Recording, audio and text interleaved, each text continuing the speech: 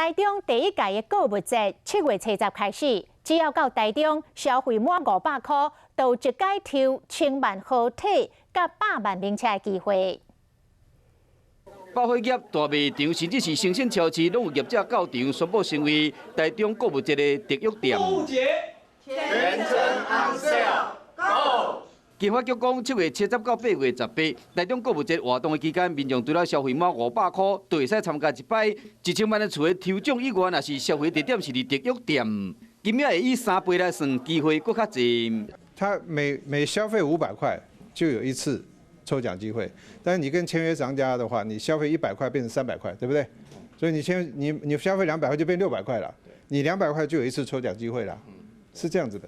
500块就一次，跟我们签约的就是3倍。OK， 对，所以就有3次机会。最大奖大家都知道了哈，已经大概都清楚了，就是1000万的房子。另外，每一间特约店嘛推出更较侪优惠，百货业者有拍折，也是送礼品，量贩店更加有800折等等，要有消费者享受更较侪好康的。